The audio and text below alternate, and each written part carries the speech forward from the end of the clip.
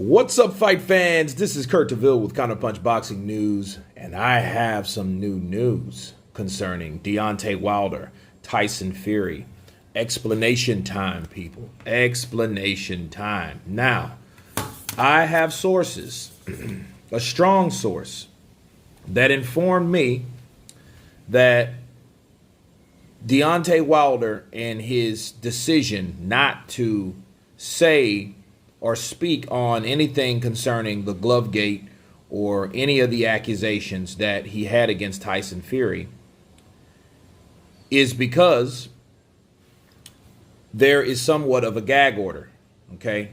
And that's not too far off the beaten path because remember, Tyson Fury himself, before we even knew that he was fighting Deontay Wilder, right before he said, hey, it may be a chance of me and Wilder going at it for the third time. What did he say? He said that, hey, there is a certain gag order and he's not limited to talk about it. So what I'll do, I'll let you guys listen to that for just a few seconds. And here we go. Able to proceed and move forward without it being legally held against you? I don't know. I'm not obliged to answer that question. Okay. Now, I don't. That's what I'm talking about, okay? So the sources told me the reason why Deontay Wilder didn't want to mention it is because it was a gag order. And I think it's a little more than that. I think if you look at the comments that Shelly Finkel made in regards to, hey, I wouldn't have said that, okay, about what he thought or what he felt. You know, but at the end of the day, he was mad, he was upset, and that's how he felt. So he did say how he feels, but I think at the end of the day, honestly, there's a gag order, and I think that the reason why I think he was advised not to say anything about the Glovegate, okay, based on what Shelly Finkel said, or any of that stuff, because I don't think that it would have been the thing to do at the time. But of course, rest assured, again, my source, no names, told me that, not I heard, told me that there is somewhat of a gag order. Now, what else I know more than that? No, I don't know too much more than that because they're keeping it real hush-hush. And then my thing is, why now? That's my only question. Why now? And because you still, if there was a gag order, though, okay, this is what I was told.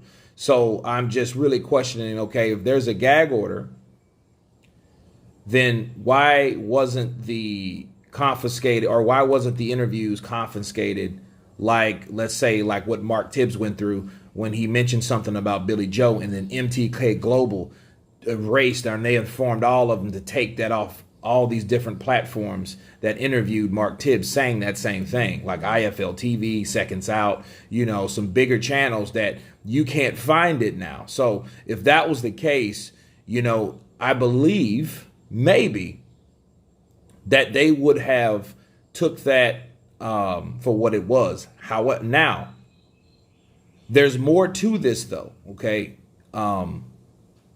My question to the source was, did it have anything to do with the accusations about the gag order? And in short, yes. So again, there's a lot of things that we don't know, but I think the reason for it, and it would explain why that shit took so long. If you think about it, why did it take so long for that particular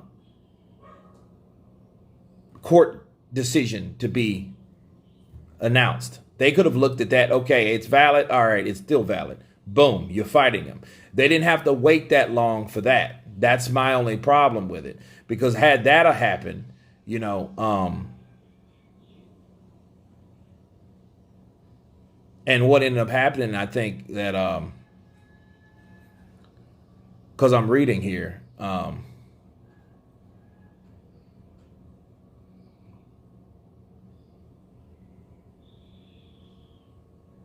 okay, so it's somewhat of a gag order. I'm not sure if it's like an official gag order, and I think that was the reason, like it's certain things that he couldn't say. You know, I don't think that that was something that he intended to do, because after all, he said he didn't want to say anything. The talking's done, but he gave a damn poem. So if you gave a damn poem, that means you could give away more information about how you felt about a guy allegedly cheating you. You know what I'm saying? So I think that there is more to it than that we don't know. And more came out in the arbitration that, first of all, what we heard, obviously that's bullshit, because it wasn't for money. It was for a third fight. So what Bob or Frank or whatever was sending out, feeding us, I think that was all bullshit.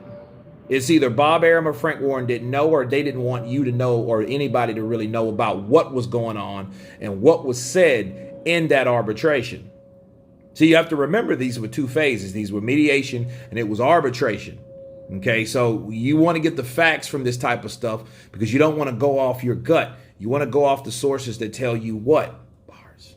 So that explains why Deontay Wilder didn't talk a lot, or didn't really say anything besides the poem, because he knew once he did, the floodgates of questions were going to be answered of the things that he said.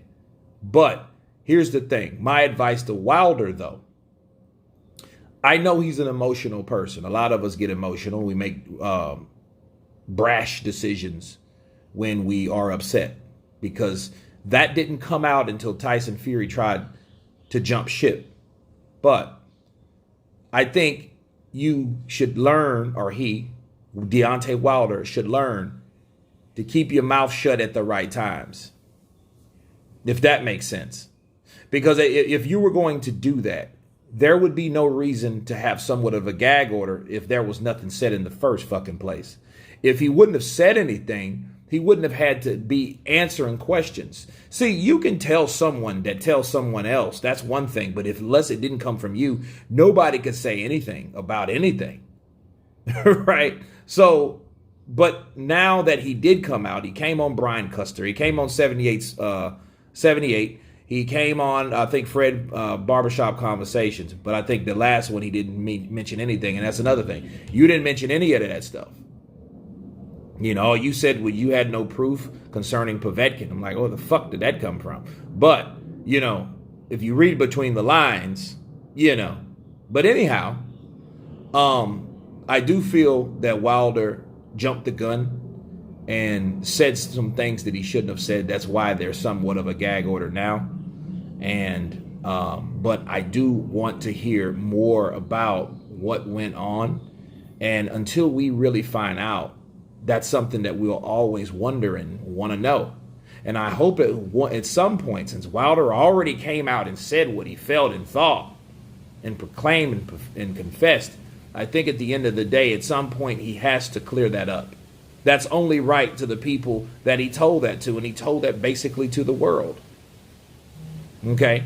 But anyway, you guys tell me what you think about this newfound information. I wanted to share it with you guys, to keep you guys on the up and up on what's actually going on based on my source. Tell me what you think. Please subscribe. And you guys been counterpunching. Peace.